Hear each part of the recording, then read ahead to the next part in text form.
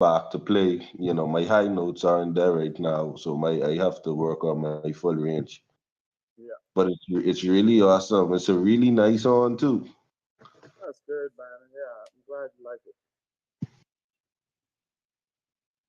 Okay.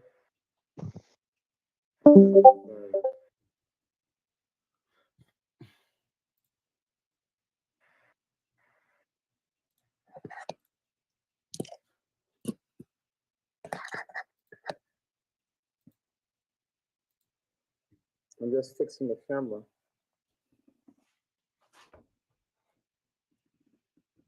All right. All right. So we're gonna start off the part three of the triad analysis. Caltesio, I know did you ever get the first part to the triads exercise? No, this is actually my first time trying to figure out how to use the Discord. So Okay. I'm here. If you go to enter the shed chat, if you look on the welcome section of in the shed, if you go to enter the shed, look at that. Okay, let me see if I can find it in the shed. Enter in the shed. Oh, the welcome. Yes, enter in the shed. It's like a right underneath welcome. Hold on.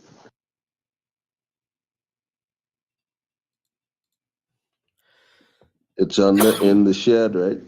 Yeah, See, enter the shed. enter the shed. Okay, see it. There you go. Okay. So Okay, where it says sound muscle building. yes, but go down now to where it says breaking down the triad. Go to where it says breaking down the triad. Concept idea. Okay. And so what I'm gonna do Okay. is so you don't have to think about it too much. I'm just gonna share my screen and go to that, and I'll talk to you about how do we what does part three consist of, right? You see my thing here. Enter the shed right there. You can see my screen, right? No. If you click watch my screen, you should be able to see my screen. Like you have to click at my Yep. sharing screen. Yeah, Can you see it? Do you see it? you have to click you have to click Giveton's name and then type watch Okay. stream. Okay. Yeah, I can see. So if you look at this breaking down the triad, so the part one and part two would be taking this, first starting it off, taking it slow, and then part two would be putting some speed into it. That way you can hear as the harmony go along, right? And then part three is we're utilizing the triad to now, you know, just create solos out of it. So where we can use these chords as like a chord progression, we're going through them as like changes and we're improvising over them. And then we take it to the next step further on part three, where we start to use this information and take it to a song that we all know. And we try to utilize this information and make it useful. So if you're looking at this here, right, Trezio, and I see Andy is here. I'll just play it for you. You can hear All it. right, boss. Help you out, Brian.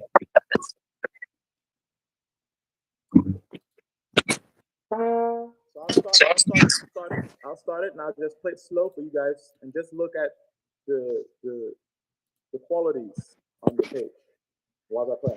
I'll play it slow first.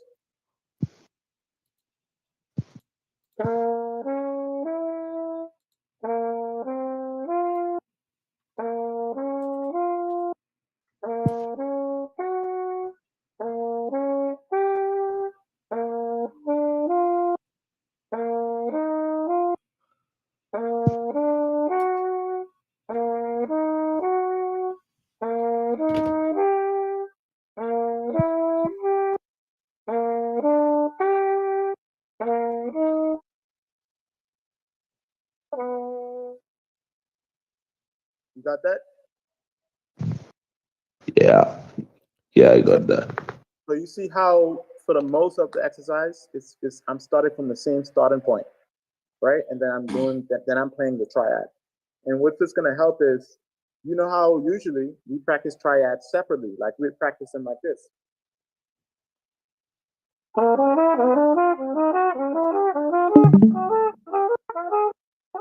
But the thing is, that's good to do it like that, where it's just in half steps. But when we, with this setting, is that we're actually learning how all of those, we're learning how the diminish, the minor, the sus, the augmented, all of Yeah. those, how all of those chords literally come up, and we're learning how we can, we're learning from an intervallic relationship from the same bass note. So you can imagine if you have one bass note, you can imagine any quality from that one bass note. That's what that's what this exercise encourages. It encourages trying to hear all these qualities from the same bass note. And that's going to help the ear. It's going to help the ear get acclimated to the sound a lot better. And it will actually create the sense of how all these chords are just connected to each other. You get a sense of how they're connected. And how I'm doing it is I'm going from smallest to greatest. So diminish is the smallest. And then once we move up to G sus to over C, that becomes a little larger of an interval, right?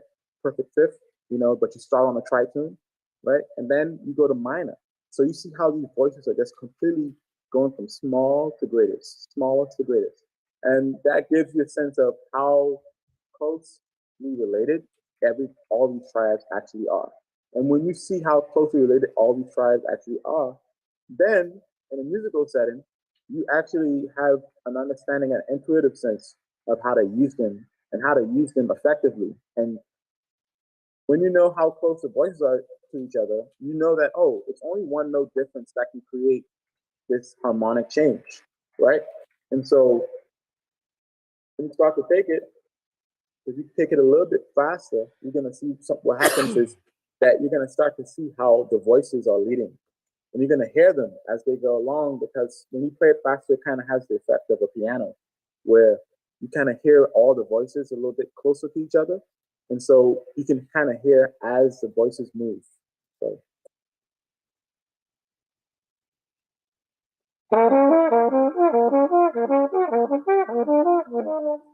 Start again. So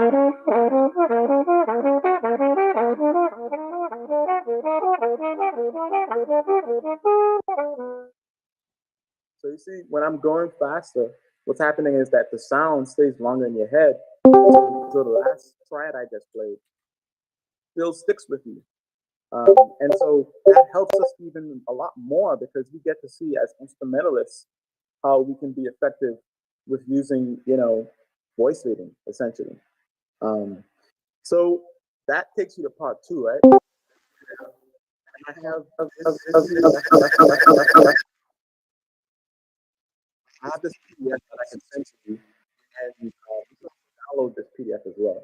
But you're supposed to take this for all keys, and then just get all of these triads on your finger, and take a different tempos. That way, you get a little more, used to it. Now we're gonna go and take it out to the part three section, right? Part three deals with, okay, now we know these triads. How can we now make music out of it? So that's where you start to use this as a base, as a chord. Like you could look at it as like a chord chart, right? And these are set group of chords. You said you have the PDF? The PDF is into the shed.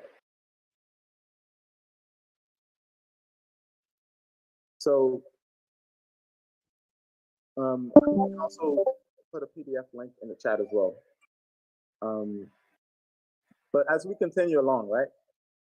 You're basically gonna say, okay, let me now solo over this set progression, right? And it'll sound something like this. And what's good is even when you're soloing, you can start to see how even because the voices are so close to each other, you get the same effect in a solo kind of context. Solo, you can get the same effect of the voices moving in that way. And sometimes that's what you want to do. You want to think of all the different triads that can lead to the next one, to the next chord that's coming up in an actual song. And that way, there's some continuity, right? Because one voice is leading to the next, one triad is leading to the next, and it's catching that next chord in a certain way, and maybe it's catching the next chord on a certain, it's catching it maybe say on the fifth of the chord. Maybe you say the triad is starting on the fifth. Maybe the triad is starting on the seventh of the chord. And we're going to talk more about that too. And so this is how you then start to create these connections and start to make some cohesive thing that starts to happen. And once you build the speed, you can do it in real time, and you can just come up with different possibilities while you're playing because you can hear it. So let's just say, let's solo over this now. Just keep watching the chords, and as I solo, try to see where I'm going and try to detect where I am. Right.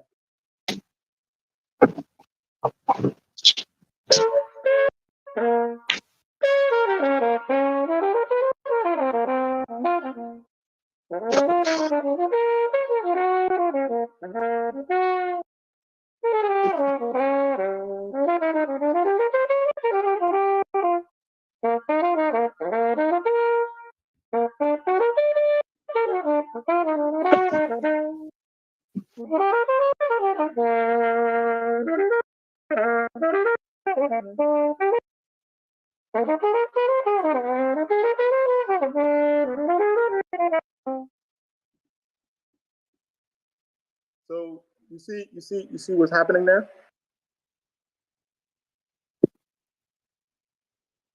You're keeping the same root note I can hear. Yeah. And you're just moving through a different modes. If I could use that, you're just moving through different like modes, like your diminished modes, um, your majors, your minors. I heard a piece of augmented somewhere in there. Exactly. So if you look, are you still looking at the screen, here while you're hearing it? I can only look at one screen at a time, unfortunately. Oh, so you can't look at the screen and hear me play at the same time? Yeah, I can hear you. So hold on, let me Yeah, go just on.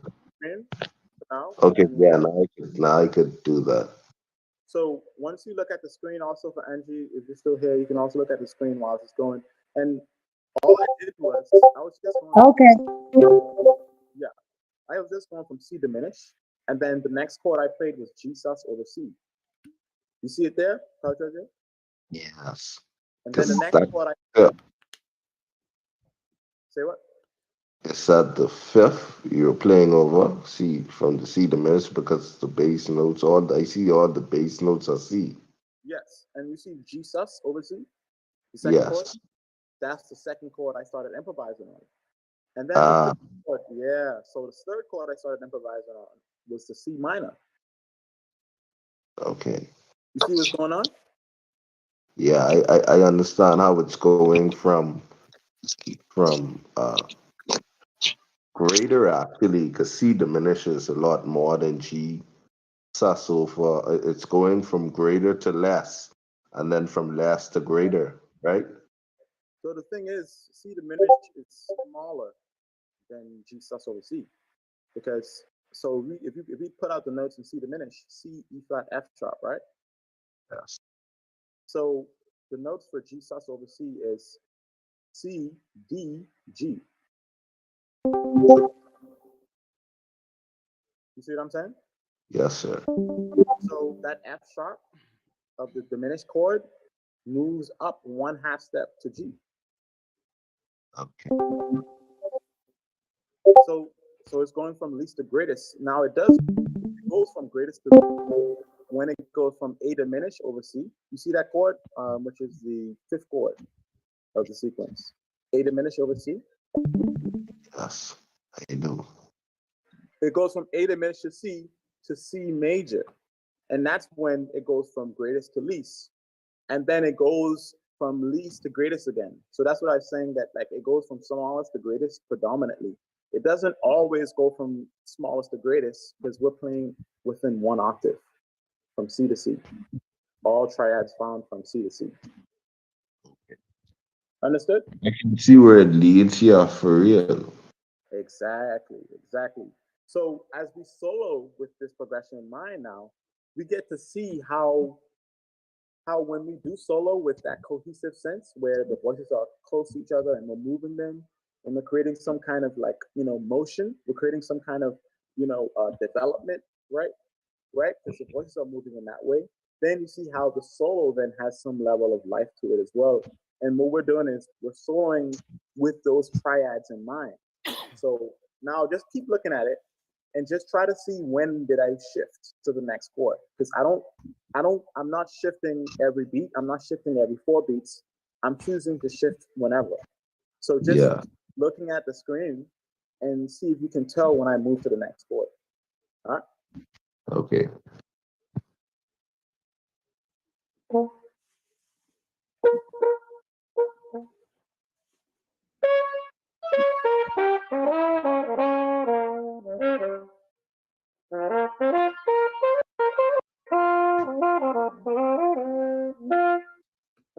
Yeah.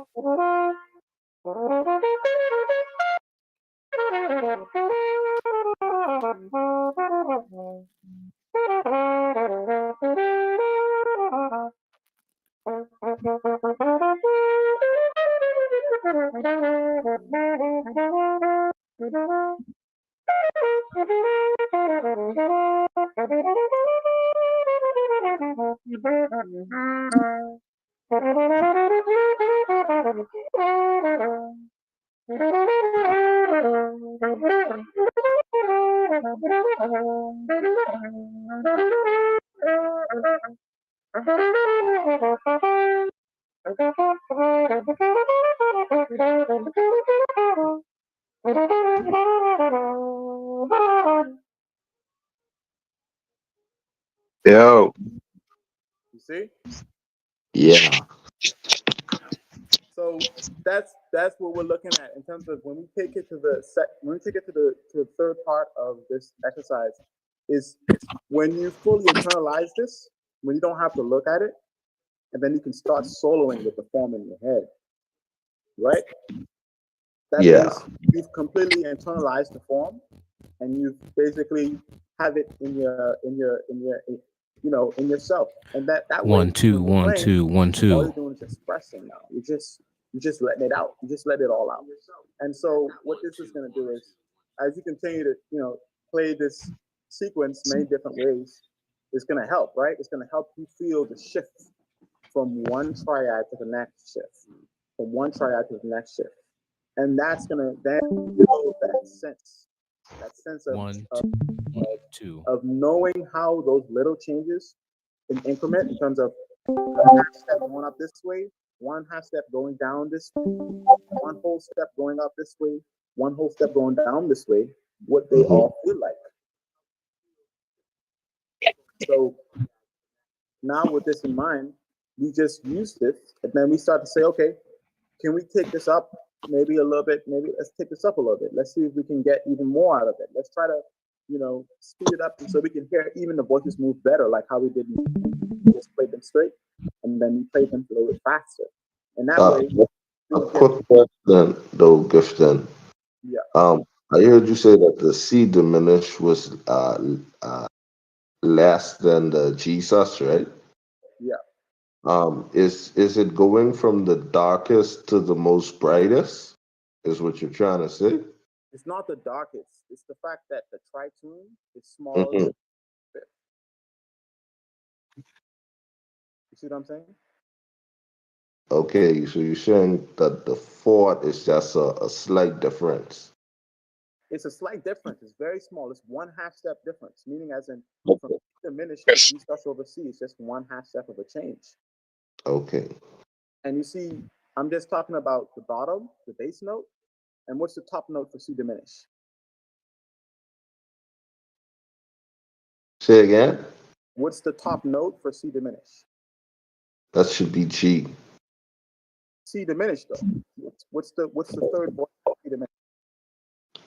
It's G sharp, right? No, it's F sharp. So C, E flat, F sharp, or you could say G flat. You know what I'm saying? Oh, so we're not using the fifth string. we're using the fourth. Okay, I get it. Yeah, you see what I'm saying? So that's how Yeah. you then start to see, oh, it goes from this, from this, from this. Then you start to, that starts to imprint in your brain now. You start to hear the difference, but you don't just hear the difference. You hear how close those voices were to create that drastic change. And so that's what I'm talking about, right? Now, if we play a little quicker, my trumpet will act as a piano in a sense because you can hear the chords very clear and you'll hear them move quicker in your ears. It's going to pick them up and it's going to like, oh, let's see, you know? So let's try.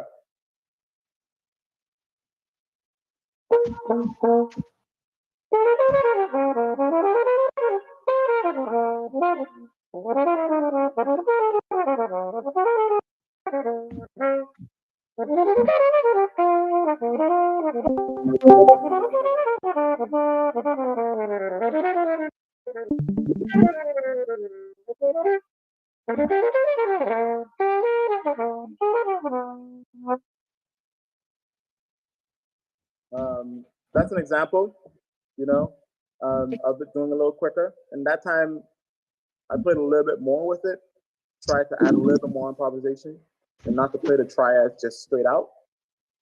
Yeah. Can you, was it still, I know it's a little faster, but was it still like, you still got a sense of where it was going? Yeah, I could have heard. I could have heard. Okay. Is everybody still on the same page? Yeah. So now once we now take this information and say, okay, I can solo over this sequence now. This is like any song to like this is just a sequence that is built to go from smallest to greatest. But every song has some level of quality change, has some level of bass note change. The only difference with this sequence is the bass note stays the same, but you can do this, you can use the same, you can apply the same knowledge to every different chord of a song.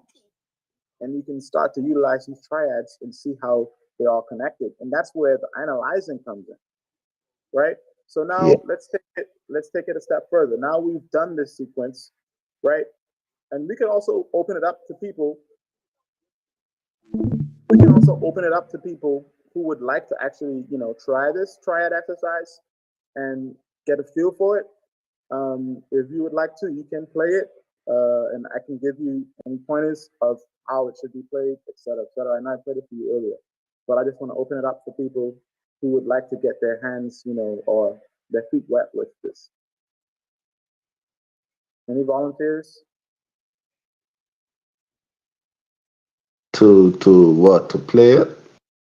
Yeah, to just play those triads, just that first sequence, and see. I don't know. Let me try it.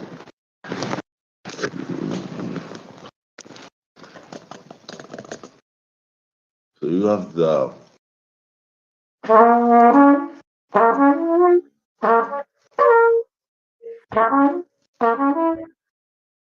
So Trez, let's start very slow. Let's do slow motion here because the slower it is, the better. Because once you get as slow as you can get, that's exactly how those temperatures change. So if you go from C diminish, just do C diminish. okay. Now stop. Now do C G sus over C, which is C D G. Mhm.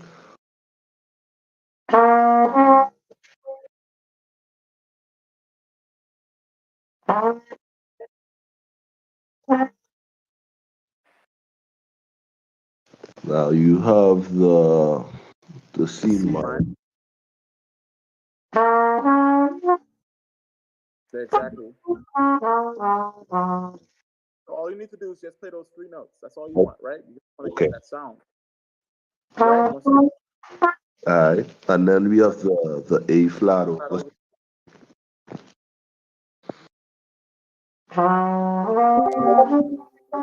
so it's still C. You're still playing C, E To flat, A start at flat. C. So just start on Always, C and work up.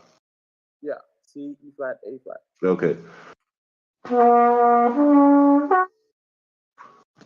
Now move. Now go. Uh huh. Now go to A diminished over C, which is Okay. C, E flat.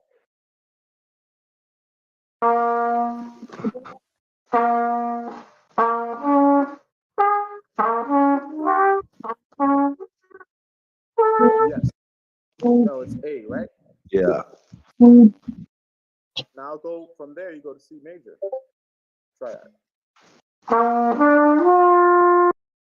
Now go to sus. No, so it's C sus is different, right? C F G. C CDG, right?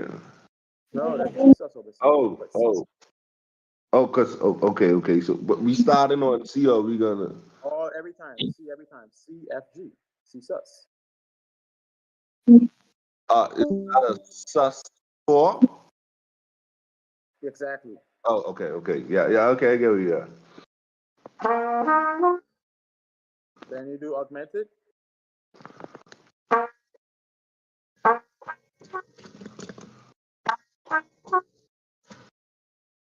Is And then you that? go to F minor over C. Say again. F minor over C. So C F A flat. Uh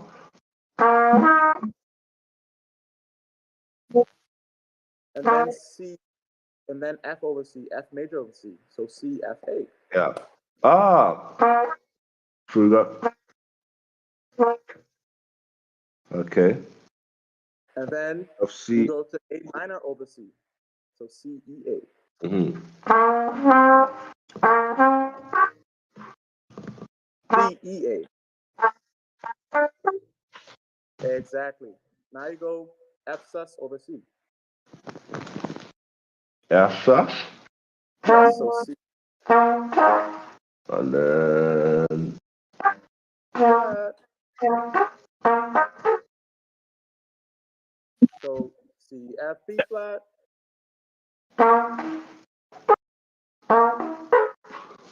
Exactly. And then now C sharp. So A over C sharp. So the A That's over one C chord. sharp at C. C sharp E A. That's the only time it changes the bass note to go to the next key. Exactly. Exactly. So for now, just keep that in mind, right? Just keep Yeah. that in mind. Just keep that in mind.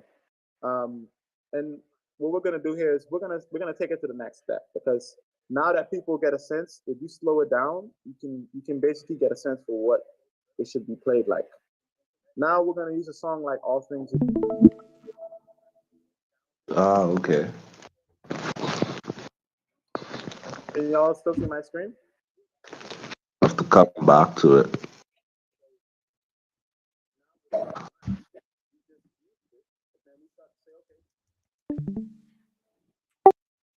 Uh, So Can't see. you see it, I right? can't. I can't see a screen on that. you got a gray screen, Giveton? Oh, it's great. Yeah, now we see. Okay, solid. Can y'all see the chords? Sorry, can't able to connect. For some reason, it keeps coming in and out. Let me just Stop give it a sharing and then yeah, give it- you got it. Also, everyone watching, thank you guys for joining us. Welcome. Joined in. Make sure your guys' microphones are muted, especially if you have a lot of background noise. Question or a comment, feel free to unmute and chime in. But Gifton, you got it, buddy. Can you see it now? Yep, we got it. Yeah, I still hear a mic, so make sure to mute. Thank you. Perfect. You're good. You got it. All right, so now if you can see it, right? You see the first chord, F minor to B flat minor 7, E flat to A flat. Let's just take that first line, right? If we take it in trumpet key, right, it'll be G minor for us, C minor, and then F7 to 8 to B flat major. And for piano players, people that play in concert, it'll be as written. And what we're doing here is when we utilize the sense of triadic, like harmony, is that we look at the F minor and we say, okay, how many, like, what are the possibilities there? What are the triads that are available to me? Is everything good?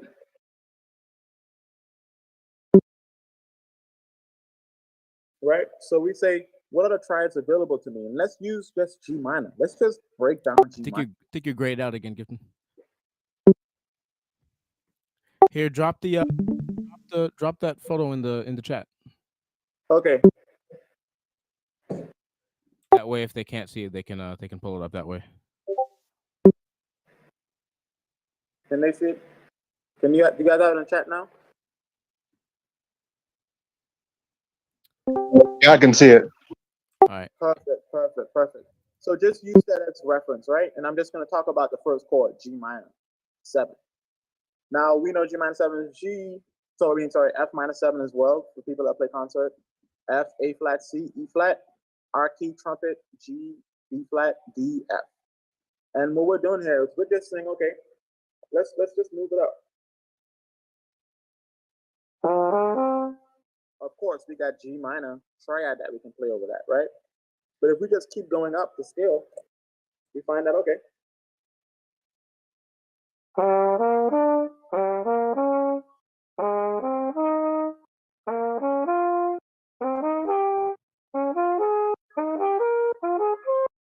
So that would be if we're playing G minor, right? That would be if we're playing G minor and we're treating G minor as a natural minor, right?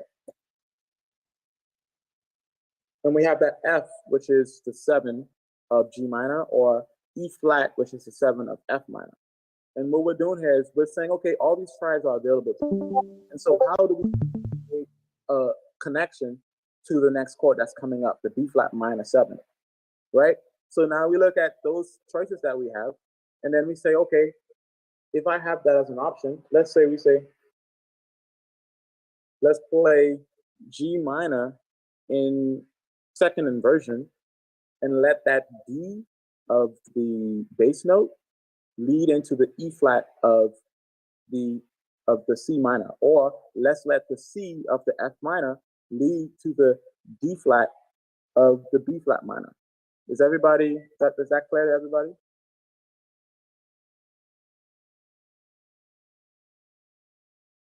Could you say it one more time?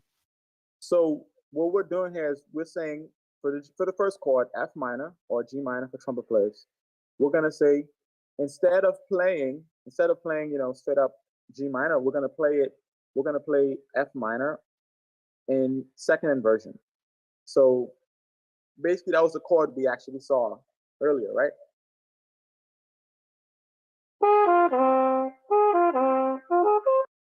That's the chord. That's the first chord of All Things You Are. But instead, we're gonna play F minor in second inversion. That way, we get that bass note, and the bass note is C for F minor, right? For that triad, right? And then we can take that and lead to the E flat of the C minor, or the D flat of B flat minor is what you're looking at. So from F, so C, F, A flat to D flat of the next chord, B flat minor. So you see how we're leading from one triad to the next? Yeah, I got it. So it sounds like this.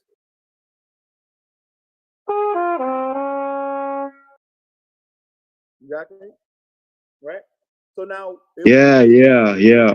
Exactly. So if my next note is E flat or D flat for concert people, if I'm there, if that's my starting point, I have some options there, right? What can I do here? Does anybody have an idea of what triad is available to me once E flat is my starting point?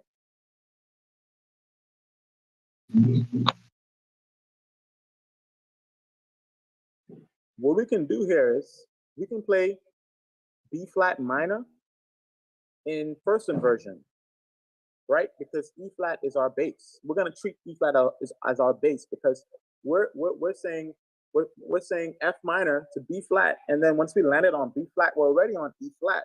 So why waste that E flat? Why not make that E flat the bass to something else? So it sounds like this. If we play from F.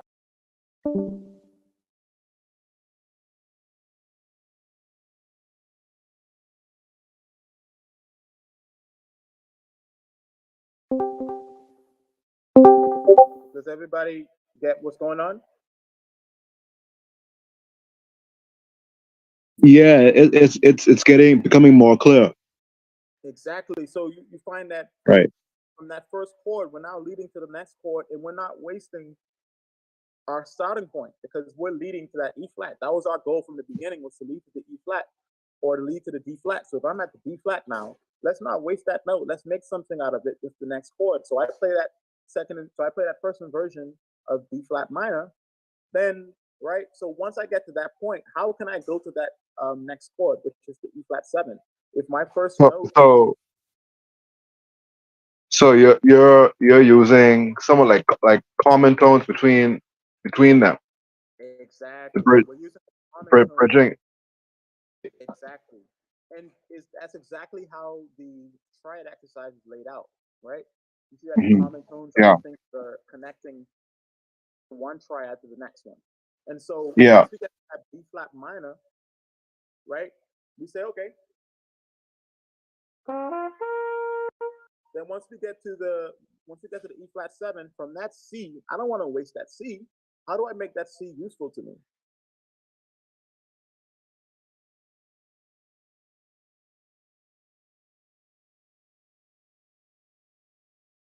There's a way to make that C useful to me, right? So I can say, all right, so if I'm on if I'm going from D flat, oh wait, you got an idea?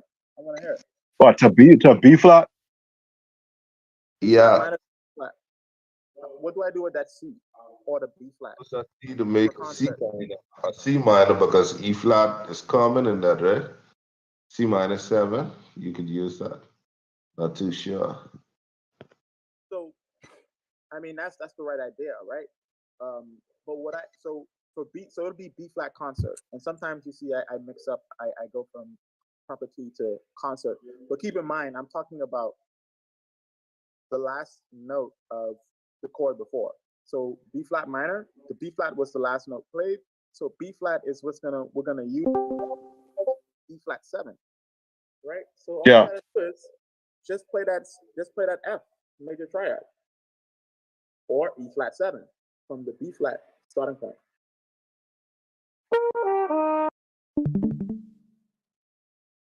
And then from there, we got the B flat major.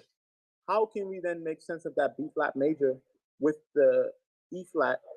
Oh, sorry, with the F being the start, with the F being the last note I played, and if we're talking concert key, how can we make use of that E flat with the E flat being the last note that I played? How do I play that A flat major now?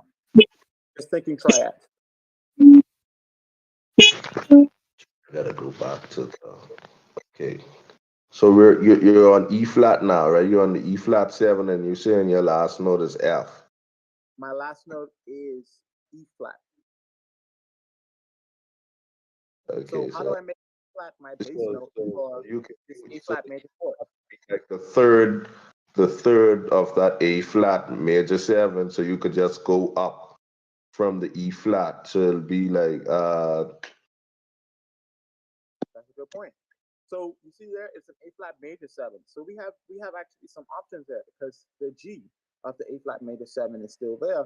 So that means that we can just play a straight up E flat again because the B flat now works as what? Oh, so the the B flat is a 7, So ain't the B it? flat of A flat is the 9 of A flat. So it's the second note of A flat major. So that means if we play E flat major on A flat major 7, what we get is E flat, G, B flat, which is the 5. The first note is the 5 of A flat. The second note is major 7 of A flat. And then the third note of that triad, the B flat, is the 9 of A flat major 7, or the second note of A flat major 7. So now we get some colors going on, right? Yeah. So now, if we now go track back to the first chord, F minor, the B flat minor 7, then E flat 7, then the A flat major 7, the triads that we've now placed without wasting any notes, we found a way to navigate through this, right? And it sounds like this. I'll play what we just talked about, starting from F minor, G minor for trumpet,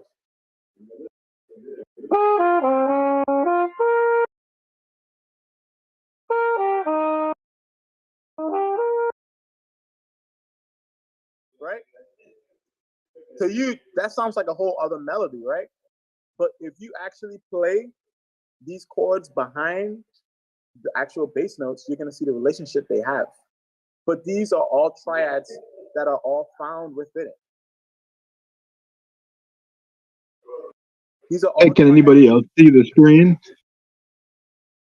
I think the screen is a little messed up right now, but I put the chart in the. Okay, I see it. Okay, I got it. All right. So what I'll do to give y'all reference, I'll play G low and I'll play C low. Like you'll just hear the bass notes, and then I'll play the triad right after, so you can hear the relationship in the triads we're choosing to play, and how they're linked, and what type of feeling you get when you play this particular triad. And what we're realizing is we're connecting at the same time, and we're making connections with the actual chords that are being played. They'll be like.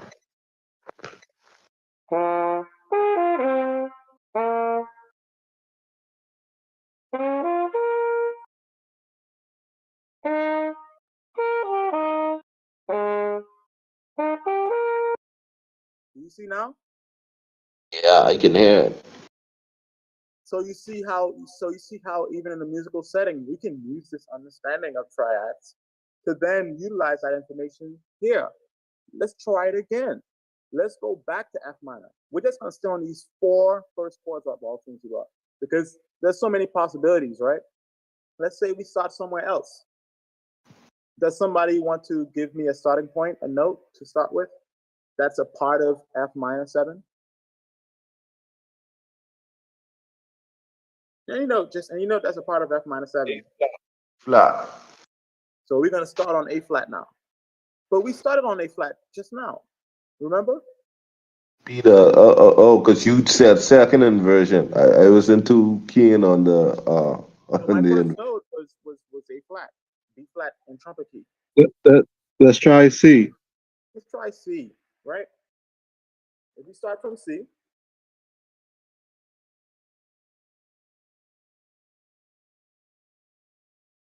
the last note I just played was what?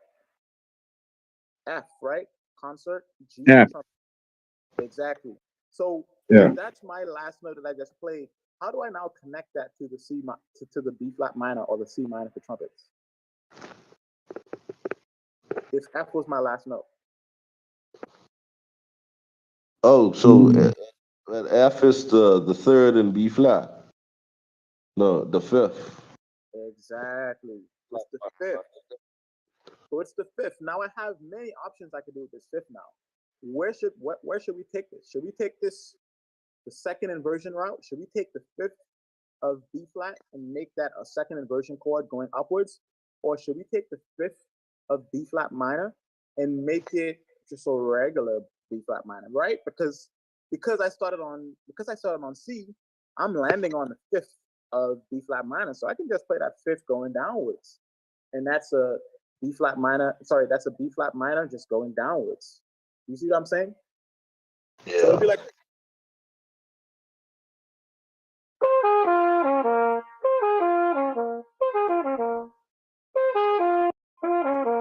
now let me put the bass notes in there so y'all get some reference, right?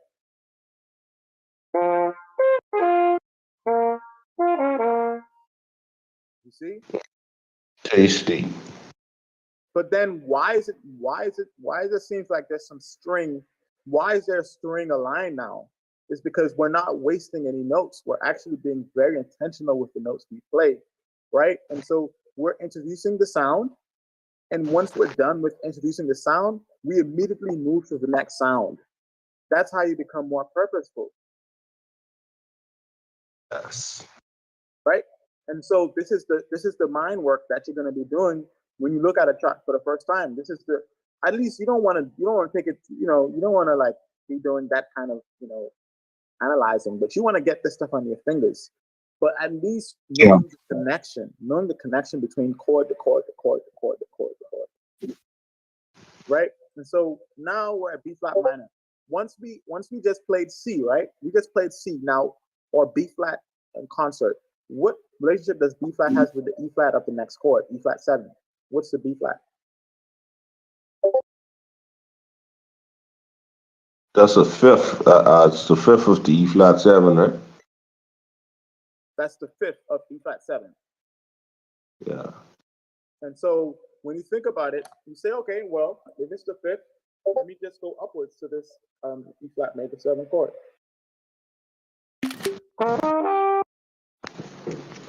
Right?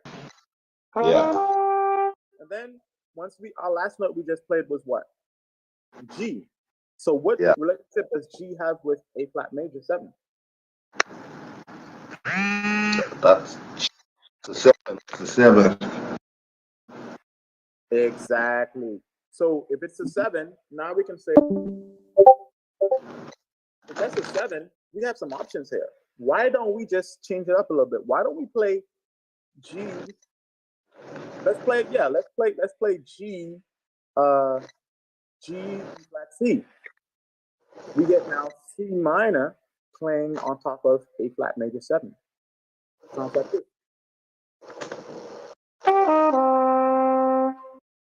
And so now if we put it in relationship to the bass note, it sounds like this. Now this is all the four chords now played together.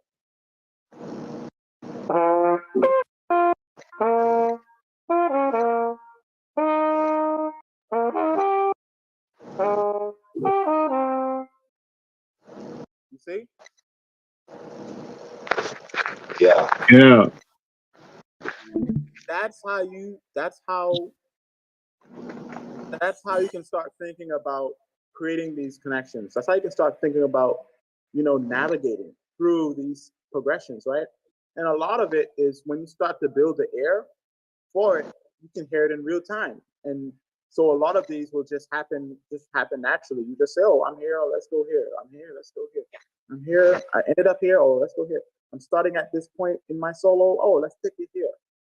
And that's where having these triads under your fingers will then help you, right? Okay.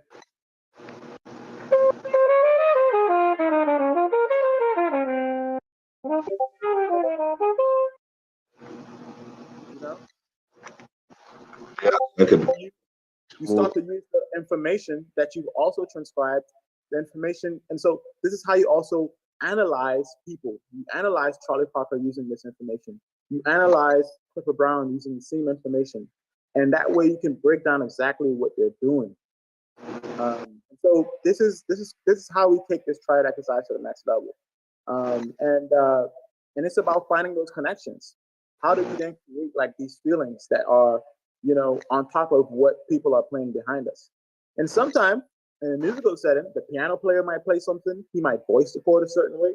And that might mean that, oh, he voiced this chord a certain way. So maybe instead of playing what I'm usually going to play, let me actually superimpose on that a certain way, right? Let me play that note on top, but let me play this different, let me play this triad, right from the note he's playing on top. So maybe say he's playing the 9, we can use that example we played before and just play that E flat major, starting on B flat. And it will sound nice with what the piano is playing, the voice in the piano is playing. So this is how we can then start to utilize this information to be beneficial to us. And this is all information that we can understand of, like, as instrumentalists, people that are not piano players. This is a great tool for us because it helps us shift quickly. Imagine all you need to shift is just 3 notes. You can shift quickly, and then you start to see like what John Coltrane was doing. You start to say, oh, he's shifting that quickly, and he's doing it in a short span of time. So you feel it now better.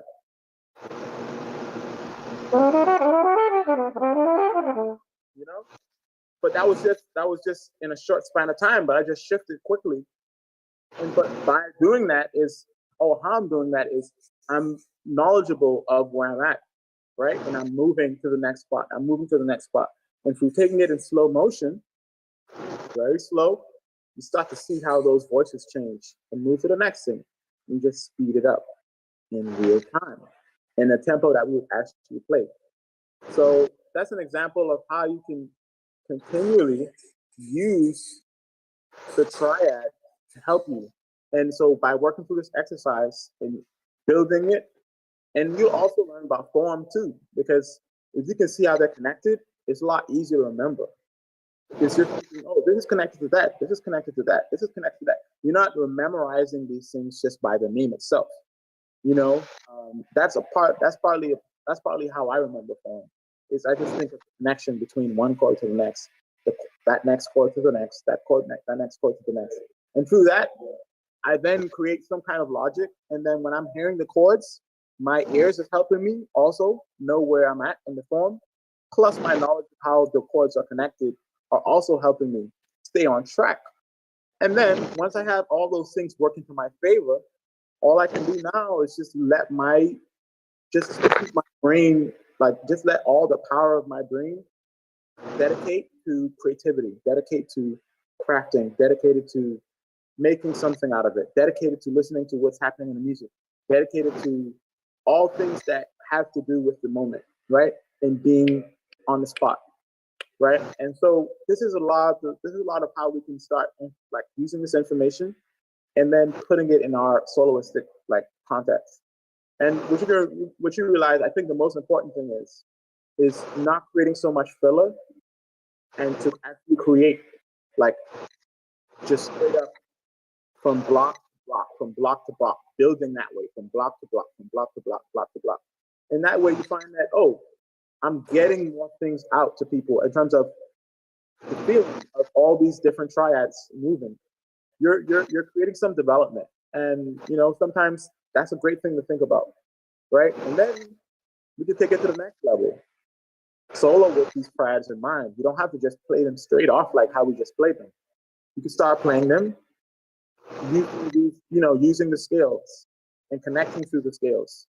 But then aware of how, if I'm at a certain point, how do I then bridge that point to the next chord without wasting that note itself? Does anybody have any questions about this so far?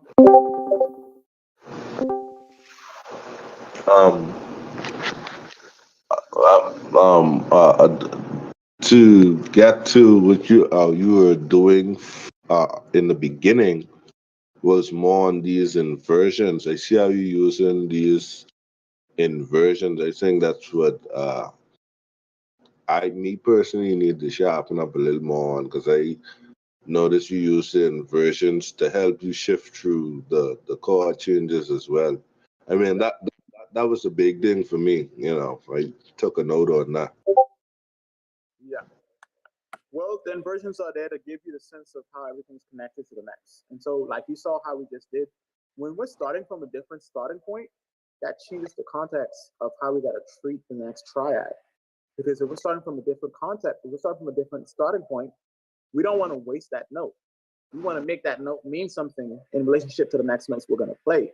So that's why if you're starting from, it might mean that you have to play an inversion to actually cut the chord.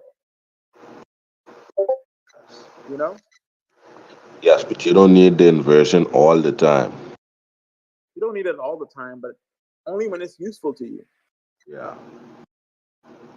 So, yeah, man. So this is like how we can start to utilize this information, and then from there we can take it further. We can just keep going with this. We can just keep going, and so we can just start soloing and just with building that thing behind your ears. This is gonna be the last thing, and we're probably gonna talk a little bit more about what we have set up.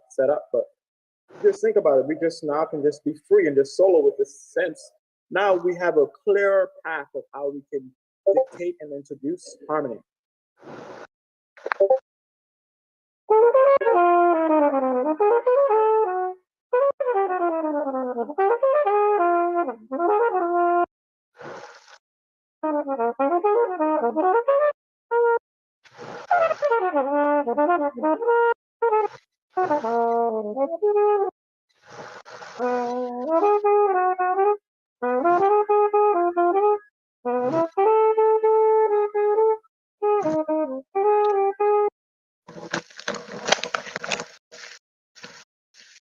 So that's just an example, right?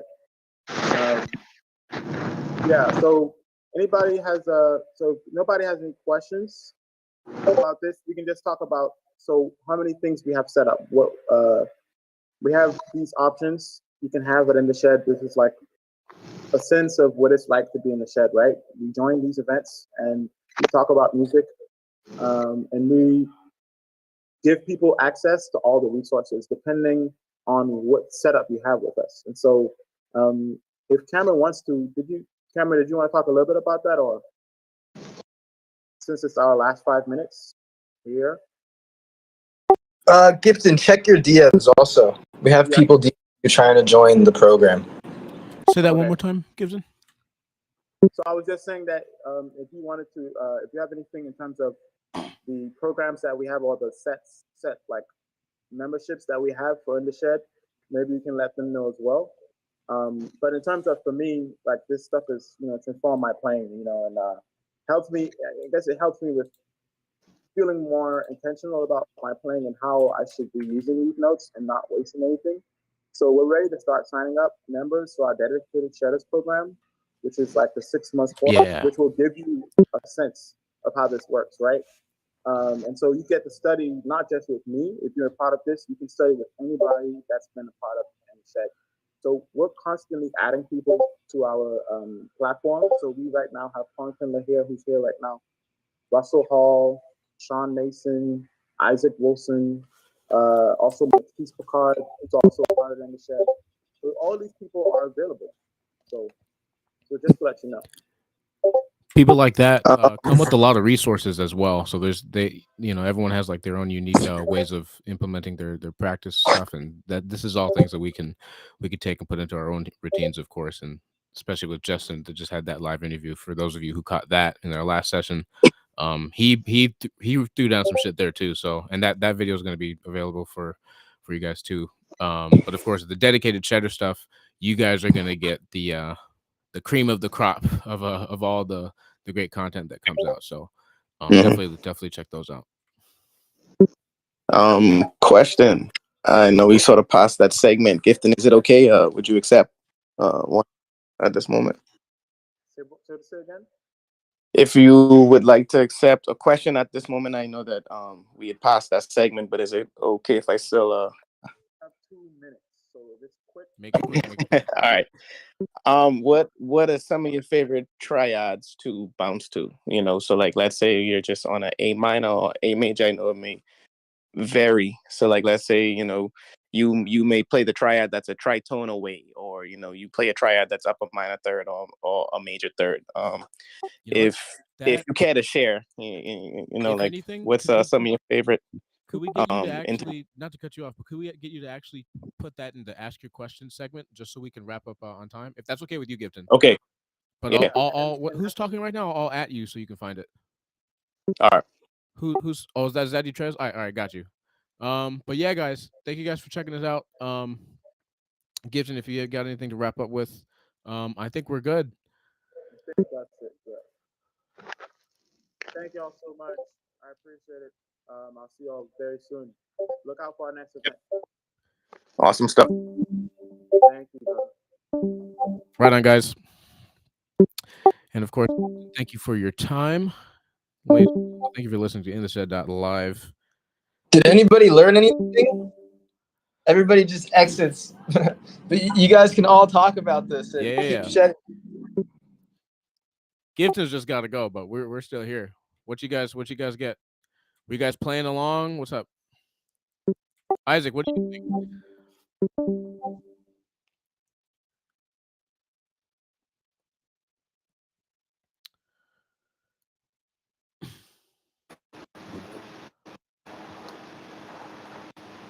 Yeah, guys, I think this is a really, really useful concept.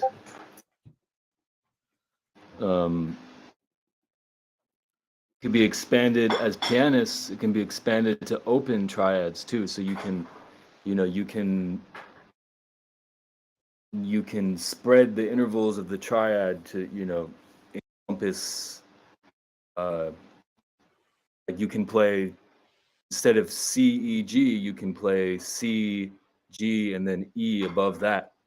The possibilities are endless for expanding this. I think it's a really great thing for any instrument to practice. Bro, have you seen this video of Cecil Taylor? Yo, I'm watching it right At the now. Whitney? That looks so good too. Check this out. Kyle's Oh. sharing right now.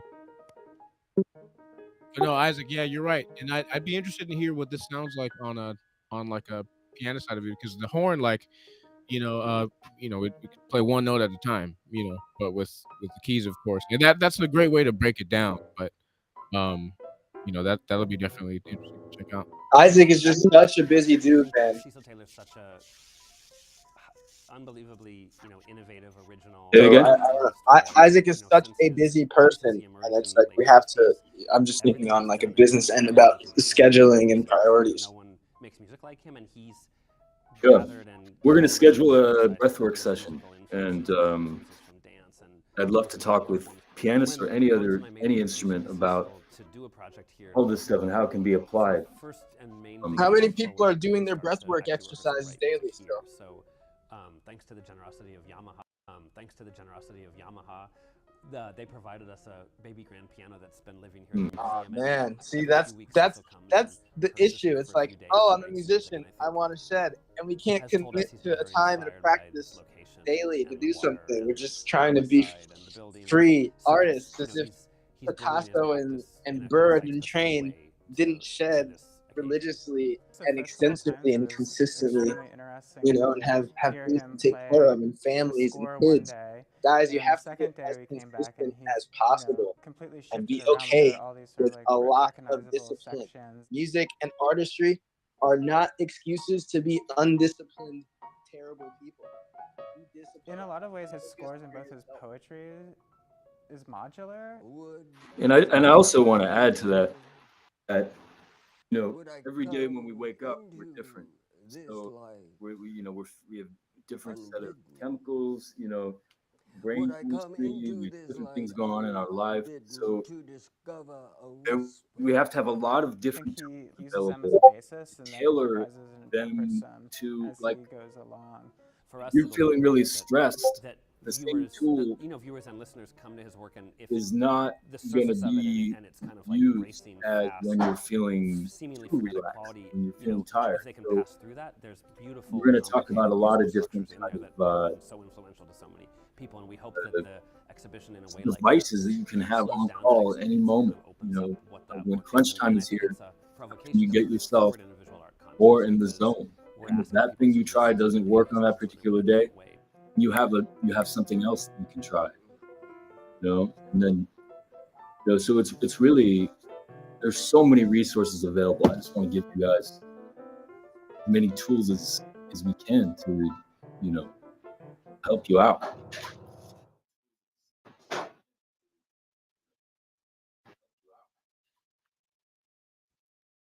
Yeah, like what, man? What are some of those tools?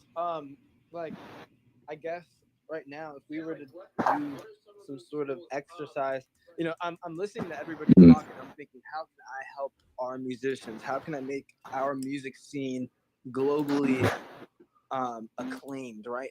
On a level where we are competitive with what's on the radio, not because we're shedding, but because our greatness as human beings is undeniable before we just touch an instrument, right? Like, what do you feel when it comes to your chemistry in your brain, in your body? How can somebody maybe regulate and ease what's happening internally? And how do they even know that it's working? Like, how long does that take? What is that? Well, I think they're like, when it comes to, let's just take practicing, for example. Let's say you have 2 hours and you know that you want to work on specific things, but you're just feeling really, you're not feeling in it. You're feeling kind of out of it. You're feeling kind of, so it could be this, it could be you're too sleepy, you could say understimulated when it comes to your nervous system. So in that particular case, there are a lot of things that you can do. You can, basically what you need to do is you need to get more adrenaline flowing through your system in a healthy way. So one thing that you could do is you could take a cold shower. That really works. You could, there's a type of breathing called Wim Hof method, which is basically 30 breaths. There are a lot of YouTube, we can walk through that too, but there are a lot of YouTube videos kind of detailing that, the Wim Hof method. Basically, it's 30 full breaths. If you make the exhale shorter than the inhale, you're going to be ramping up your nervous system. So you hyperoxygenate your blood, and then you let all the air out of the lungs. Then you inhale. So you let all the air out of the lungs. Then hold your breath with no air in the lungs for as long as possible. You're going to be creating an adrenaline response when you do that. And when you can't hold your breath anymore, then you take a giant breath and you hold it. This would be all on YouTube.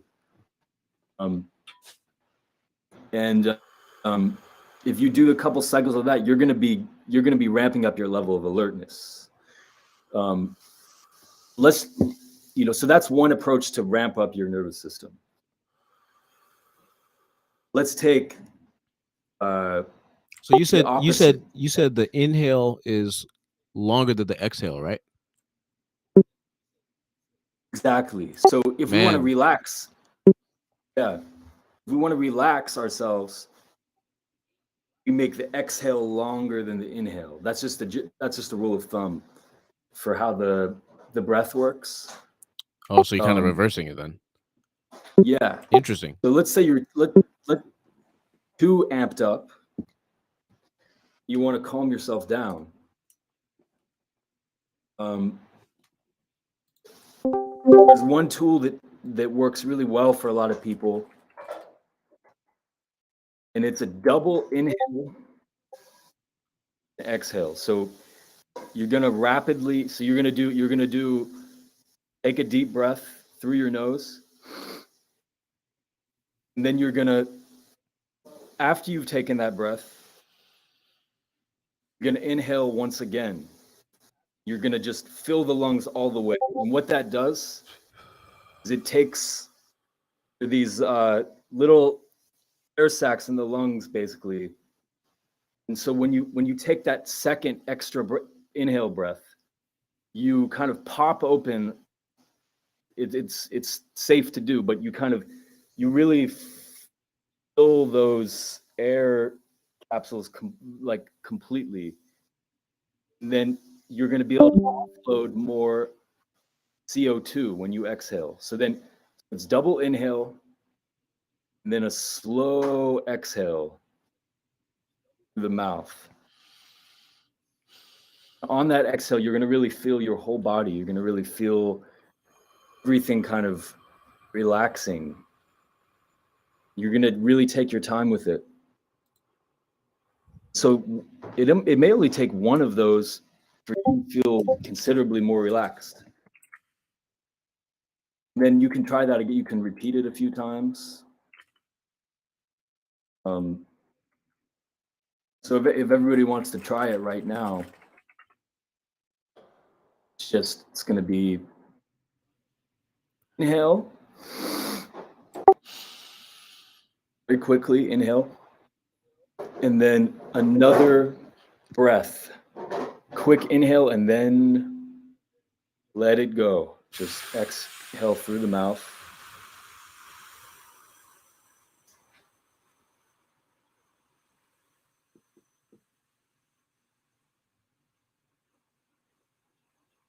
Those of us who tried that just now may already be feeling more relaxed. There's another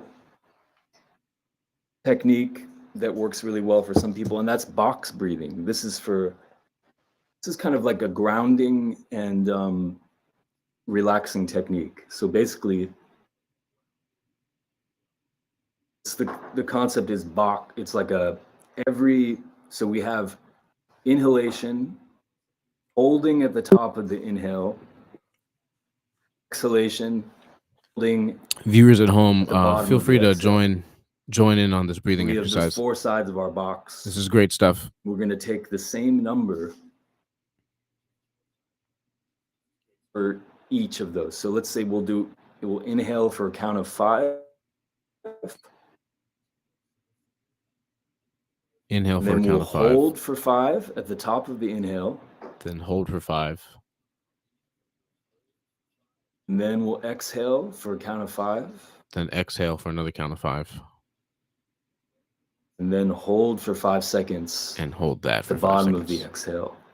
Thus creating the box. So this is, You guys, can this do is, that. You can those of set you a just tuning in, this timer. is You can do Isaac that Wilson.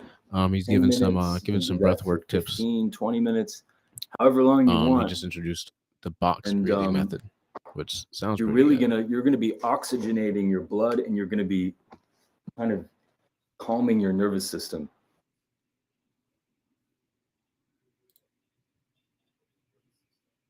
Questions?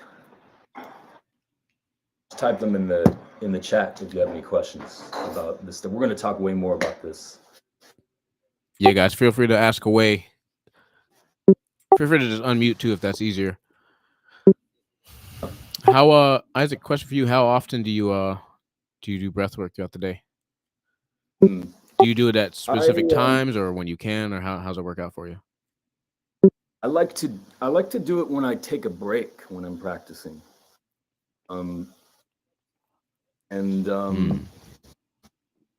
I think that's so important to take breaks. Well, when you're doing any kind of focused work, some people recommend 90-minute bouts because we have these, they're called ultradian rhythms, ultradian cycles. And basically how our brain kind of divides, like if we're going to do really focused work, there's a fixed amount of time that the brain excels. And then after that point, you have diminishing returns usually. So what I'll do is the second when I'm practicing, there's that moment when I become aware that I'm disconnected physically from kind of like I don't know if you guys can relate to that feeling when you're practicing. You notice your posture has become not so great, or maybe your breathing became shallow, or you just kind of you feel like a need to check your phone a lot, or you're just distracted. What a lot of people do in that moment is they just power through, and because it's coming from a place of like, oh, if I don't practice, if I don't do this, I'm gonna the world's gonna end. Like I'm not gonna sound good at the jam session tonight, whatever it is. I'm not gonna sound good on the gig. In that moment, what I do is I just walk away from the instrument usually, especially if I've been sitting there a while, and I'll do some kind of breath work. Usually it's something where I can kind of space out for a little bit. Because when we're focusing really intensely on something, we're burning caloric energy, and we're not only depleting glucose resources in our brain, but we have a certain amount of focus neurochemicals in our brain, like dopamine, norepinephrine, acetylcholine. And in that moment where we're starting to feel mentally tired, those stores of those chemicals are being depleted. So usually I like to eat something, something with some protein in it, something that will get my blood sugar back up in my brain. Then I'll do some box breathing. Recently I've been chanting Nam Myoho Renge Kyo, something where I can kind of space out. I even non-sleep deep rest protocols, just like lying down. If you happen to be at home, lying down and setting a timer for maybe 20, 30 minutes, just spacing out. And there are a lot of, they're called yoga nidra, Nidra. And it's on YouTube. There are a lot of guided meditations. They kind of walk you through just you don't have to think. You can just kind of let your nervous system ramp down, let yourself recover. And the thing I always like to remind myself of in that moment is that I'm actually learning while that's happening, because the learning, when we practice, learning is happening after a practice session just as much. So there's those neural connections being formed when we're just kind of doing something random or not really exerting ourselves afterwards. We can go for a walk. That's my favorite thing to do. Maybe I take a break. I just go for a walk around the block, and I kind of just let myself decompress, Yeah.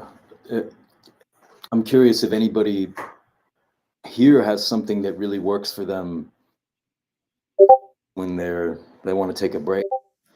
Feel free to share.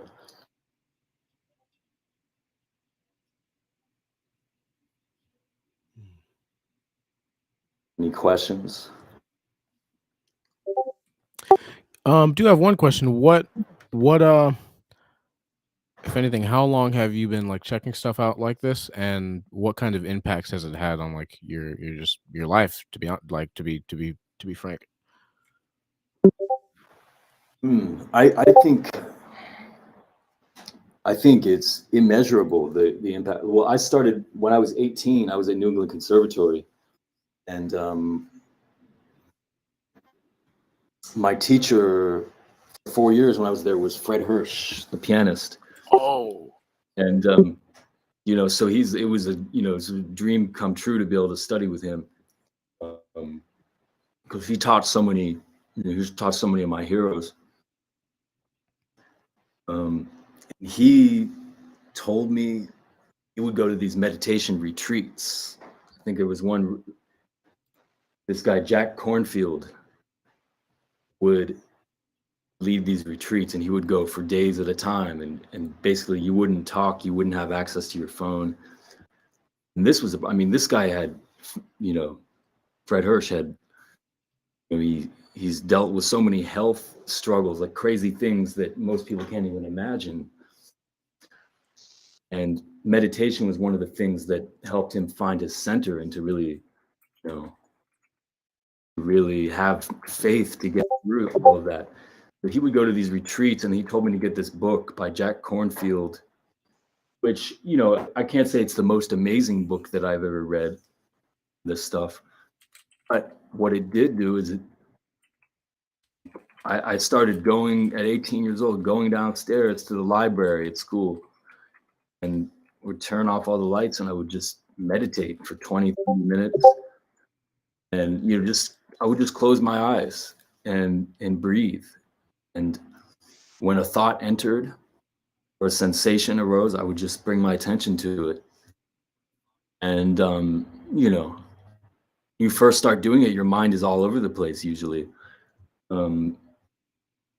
But, it was doing that, and then walking around the hallways at school and just feeling that something was different, right? Like there was this kind of awareness there that there was this, like, it was almost like a early psychedelic experience in a very mild form, but something starts to happen when you meditate, and it's like your brain starts changing, your brain waves start changing. Like I would find I would be playing solo piano in a practice room, and I would get lost in the music, like in a good way. Like I would just get would be completely immersed in the music. And like Sasha, I noticed you commented, yeah, Brad or Coltrane did that a lot. I think so many of the people who we admire, you know, for not just the virtuosity, but the spiritual depth of their music, they have some kind of practice, you know, there's some kind of you know, and that might be Tai Chi, that might be body work stuff, that might be people are religious, they go to the gym religiously, like whatever it is.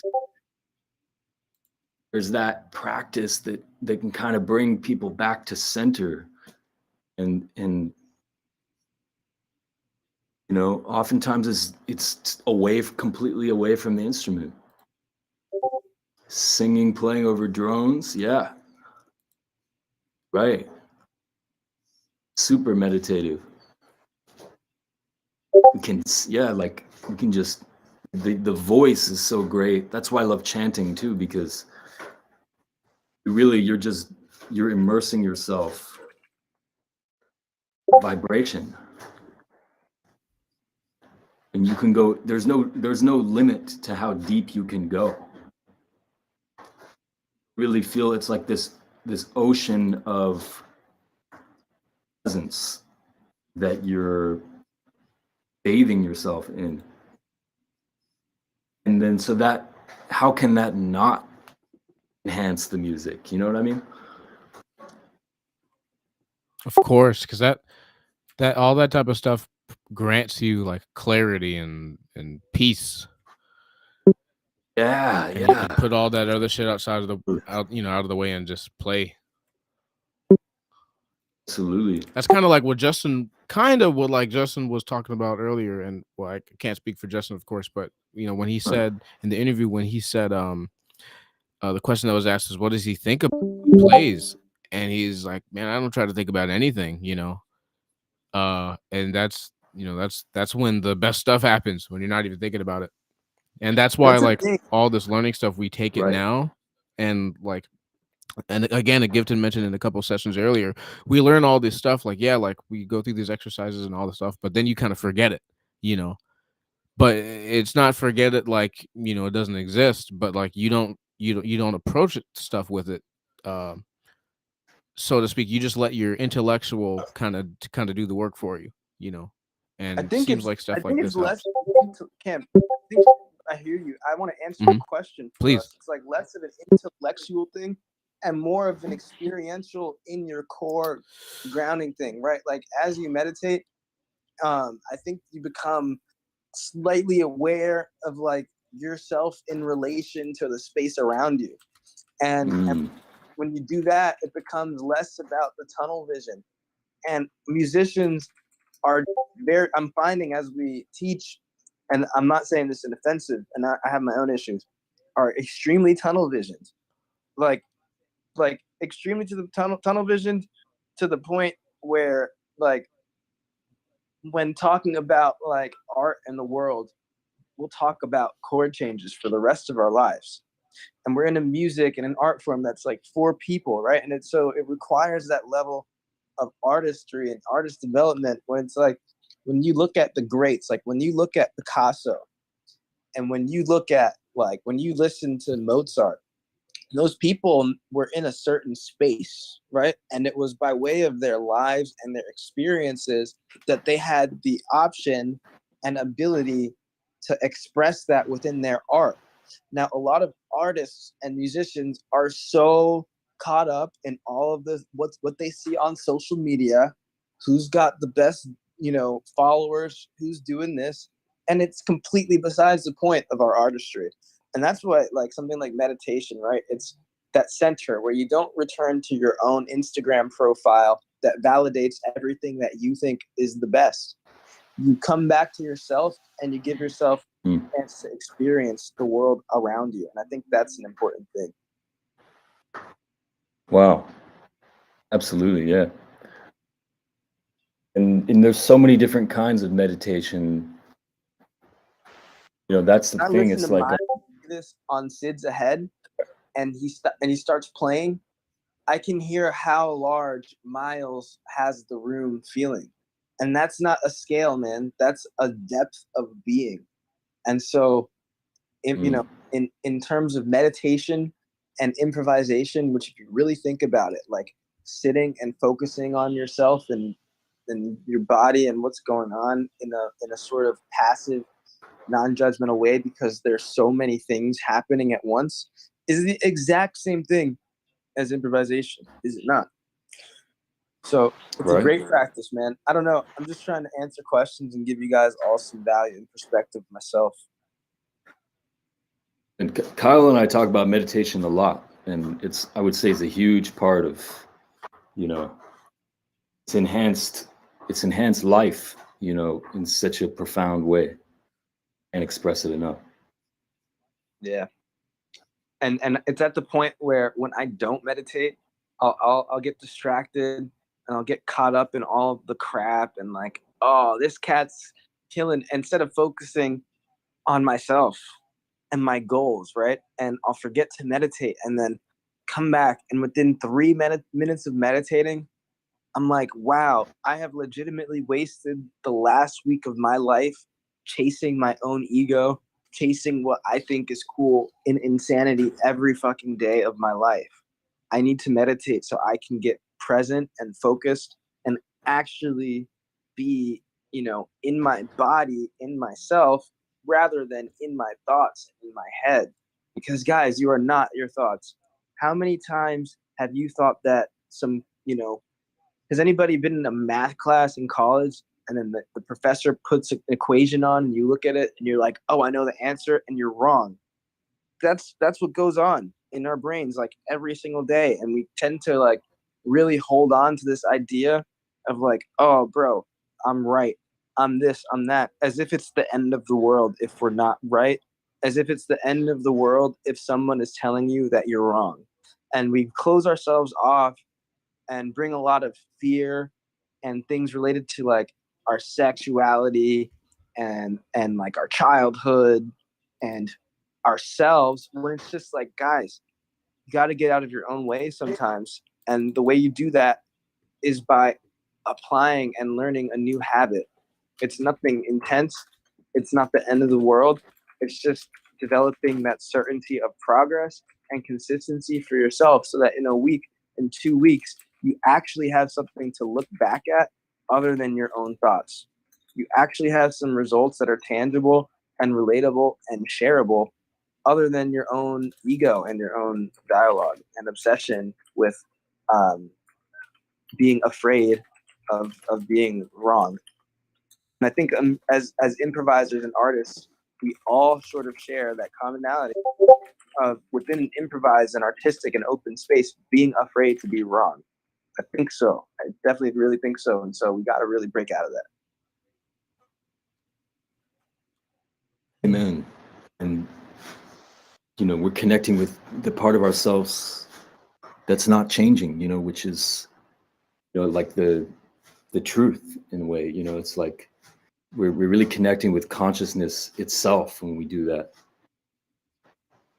which is, you know, like that's what humanity needs too. You know, that's a whole other conversation. But I see Sasha's talking about Mark Manson models and all these books. Sasha, that book is awesome.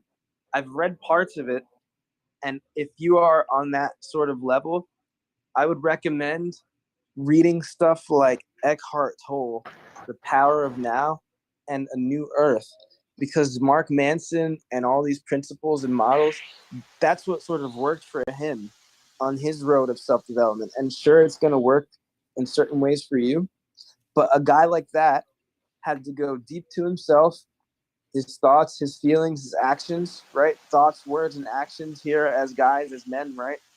And he had to really become self-aware and make a change in his life, and that's how he ended up building, you know, a book like Models. And so, you know, a little hack, a little secret, if you really want to go on that route and absorb material like that, a guy like Eckhart Tolle, you know, some Osho, something like that, where it's more of like that that level of self rather than how you can get results out of somebody or something can be an awesome tool for you. As well as building a schedule that you follow every single day at the same times every single day. But that's a matter if you want to be like on that level, that such a like a high status, high level man like Mark Manson or somebody along the lines of that is actually functioning on, right? When you get these self-improvement books, it's an easy trick to like read it and get things out of it, yes. And then you realize over time that these guys are just like you. And difference between you and them is that they just did a lot more work than you. They put in a lot of time, they put in a lot of hours, a lot of dedication towards something specific, and then we're able to eventually write a book about it. And so that's a good starting point, man. Eckhart Tolle.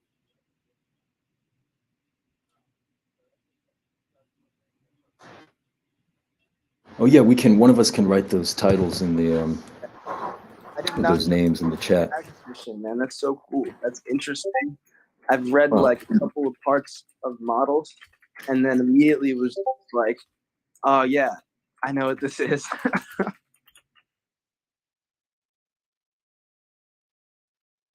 Oh man.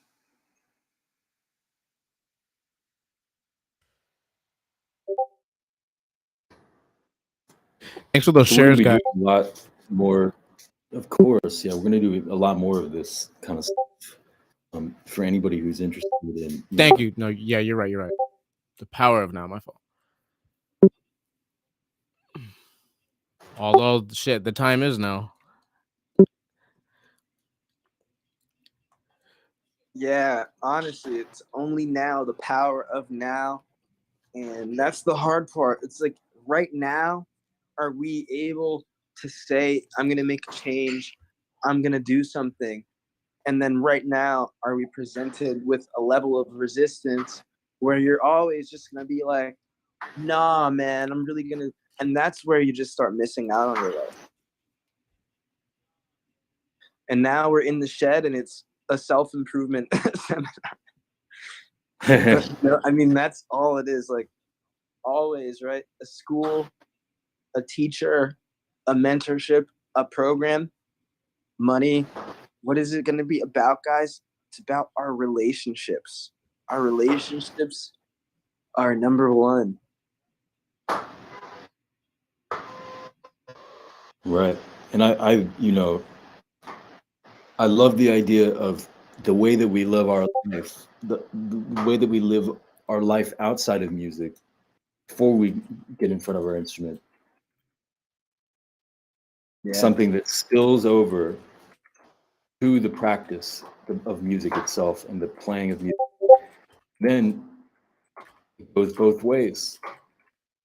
What we cultivate as a musician, sitting in front of our instrument, sitting with our instrument, spills over into the rest of our life. And so that has, that has the possibility to enrich our life spiritually in a way that, well, to put it like plainly, like way that people who don't play music and don't ever have that experience, they don't know what that's like. So we're very lucky to be able to have this synergy, this relationship, like Kyle said, between this life, this practice of becoming the best human being we can be, the best musician we can be. They're constantly cross-pollinating and enriching each other if we're conscious and if we're bringing awareness and intention and love to what we do. It's like this beautiful synergy. Yeah. And it makes me think about that learning curve where it's like somebody comes into the shed and they look at it like it's a pebble and they're like, no, right? And it's them looking at it as a pebble that just reveals to us as people who are dealing with students and clientele and businesses. It's like, hey, you're just choosing to look at this as a pebble because in reality, in your life, there's a mountain of shit that you need to handle, right? And that's what's so awesome about this. It's like we're all sort of here, we're all sort of learning, and it's undeniable that just by us being here are 2, 3, 4, 5 people going to come out better people. And how many people have given me and Giveton a level of shit before we got our level of attention? A lot of people really gave us shit and were testing us and trying us. And so it's like, again, here's the actual proof of what it is to be like a person, an artist, to develop as a human being, not as a musician, not as an Instagram profile, not as a guitarist. Guys, we are people first. We are seriously, really always people first. And there's a level of and divide in the world where a black and the only American art form is not only subjugated by billions of dollars every couple of weeks for garbage culture, but people would rather denote and degrade and not have conversations and open dialogues like these just so they can judge and make a joke with their friends. Guys, we live in a very shallow world, playing some of the deepest fucking music of all time. And so it's like, here we are, here's the music bringing us together, here all of our problems and questions and fears about something as powerful and as amazing as such an art form, here it all quite literally is solved in the moment. And how brilliant is it that we can bring that and content about that to the world just by being here, guys. You have to view this as that. Like, if you don't care about the art form, you know, and you're just playing it because it's pretty, that's one thing. But if you care about the art form because you care about yourself and you quite literally have to do it, and you really have no other choice but to wake up and have to create, then, you know, almost it's like here we all are in ways in the shed together talking about these things. Yes, we all should be talking about it. You know, we should be. This is the stuff people should be talking about, in my opinion. When people are out at jam sessions, right? This is the kind of stuff We're I'd love to all hear in people the unconscious level of like, I'm gonna look at this thing like it's a pebble because in reality, my mountain of shit is a mountain of bullshit, and I need to start at pebbles anyways. And that's what people don't want to admit. People don't want to admit that they're not the best. People don't want to admit that they are the best. There's like this whole level and issue of people just fucking lying to themselves, where it's like, you know, you don't work in a business and yet your voicemail says you're in the office, and then somebody who's actually in the office is dealing with you and are just like, where, what office? Somebody wants to post a solo of them shedding, right? Something that they learned. But then what does that do for you?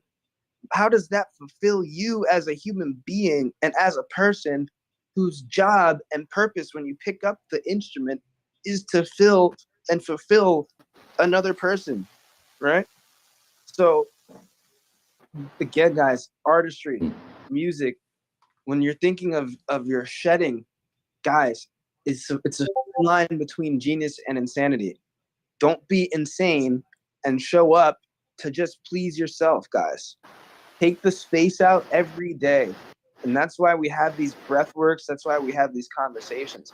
Take the space out every day to humble yourself to the world around you, to have some gratitude and to breathe that in so that you can pick your instrument up and be a bigger, better person and not be focused on licks, not be focused on little things that are supposed to just be your practice.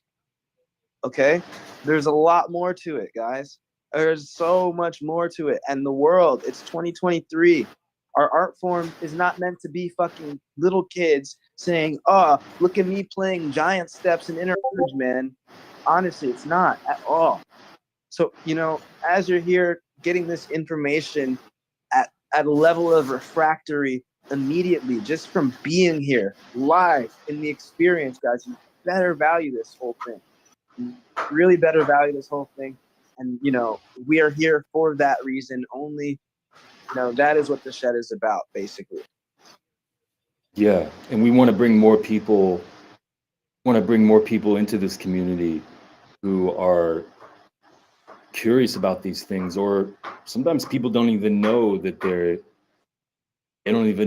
curious about this stuff until they're exposed to it. So, if anybody has friends in their life, or people they play music with who they think could benefit from these kinds of conversations and just being able to share stuff, like an open space to talk about all these things, we want to share it with as many people as possible. So please let us know, and please let your friends know. Yeah, guys, share the space, share all the stuff with your friends, because especially like he said, if you know people that could use this information, those are the people that we want in here too. So musicians or not, everybody's welcome. Of course, musicians preferred, because that's what we're here for each other with that. But everybody's welcome. So let them know, share the stuff. That's how we have the content stuff too, and just spread the word. Yeah. And Sasha, to answer your question, we take the music really seriously, but also we don't rescue life.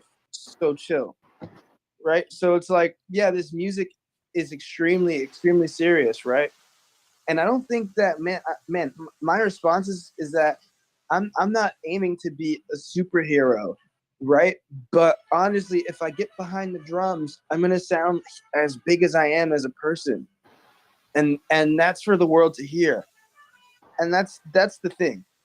It's like when you deal with greatness and you deal with records that changed and transcended time and eras, right? And the records that you really enjoy and like listening to, there's a whole culture, there's a whole story, a whole life. This person was not just good at the drums. They were not just good at the trumpet, right? And so if you think about that when you listen to a Miles Davis record, and you think about all those things and you get really honest with yourself, it's like kind of rescuing life, right? When every time I sit down on the drums and somebody can really hear that and be drawn to that, I think that is kind of, saving part of the world, bro. Honestly. Because again, as people try to judge me for whatever reason and do dumb shit as I'm trying to play the drums and help people, our world does need a lot of saving. People would rather not care, quote unquote, and people would rather play the fool than be honest. And what sort of life are you living if you're busy running away from a truth? Not a good one. And so as an artist, you have an ability to show up from a truth and be of the truth and stand in truth and not be the problem where it's like self-serving, egotistical music that is only ultimately driving yourself up a wall, right? Up a wall of what scales do I play? Oh, I just learned this tune. I want to play a session. And there's a whole artistry and breadth of information in humanity to be experienced and to have a life in. Right. Yeah. It's so much bigger than most of us realize. And I think the profundity of how all of this is connected is still hitting me in a new way every day. I don't think it ever will stop amazing me. Yeah. Eventually, right? Eventually. We really just get wrapped up, guys. We get really tunnel visioned as artists on the institutionalized. Man, before there was school, there was no real book.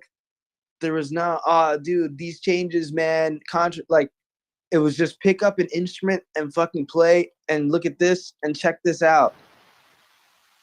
And we're so anxious and so addicted to running away from the truth that we run further and further and further away from technology and more real books and more vicious high grounds of bullshit and all sorts of things that are besides the point. And it's like, why do you want to spend a life as an artist chasing yourself? Why would you ever want to do that? You know, honestly. Right. Honestly, when there's another day tomorrow to be excited about, and a day after to be excited about, and a day after.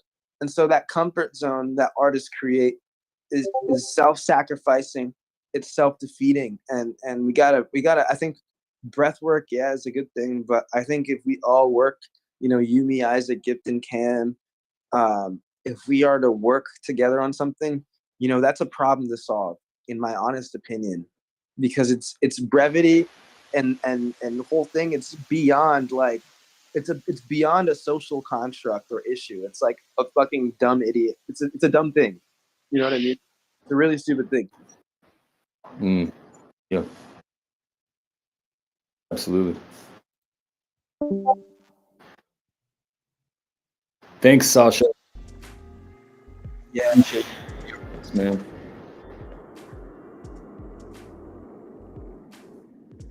Hey, man, Sasha isn't Isaac, bro. Isaac, that shit was enlightening, dude. Oh, I'm glad, man. There's so much more of this stuff coming out. Some new content recorded today. Yeah. Hello, YouTube. Hello, Twitch. Hello, Facebook. We're in the world. We're online. Online and mighty fun. Let's get some tunes. Let's hear some tunes, man. We're online and mighty fine. Thanks, guys, for listening.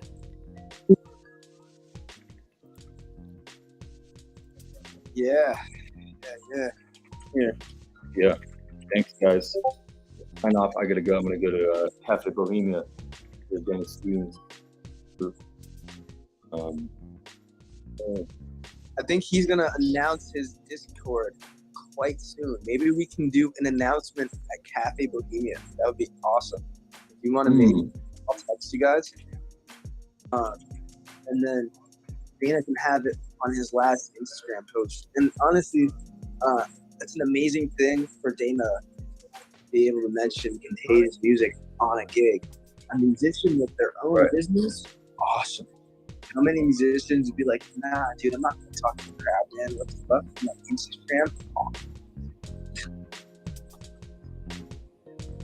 Right. Yeah. Well, we'll get maybe a IG live or something like that. Thank you, man. Yeah, we gotta keep it moving. We gotta keep it happy so the cats get all the results. What time is that, Isaac? That's 7:30 and 9 p.m. sets.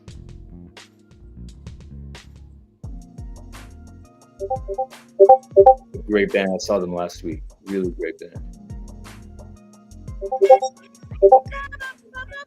Oh, nice.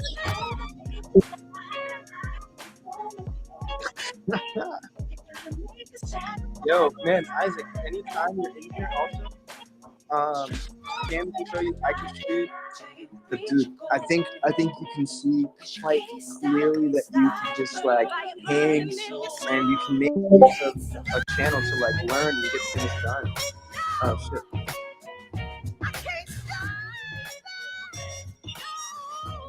All right, we're in the shed live, streaming to YouTube, Twitch.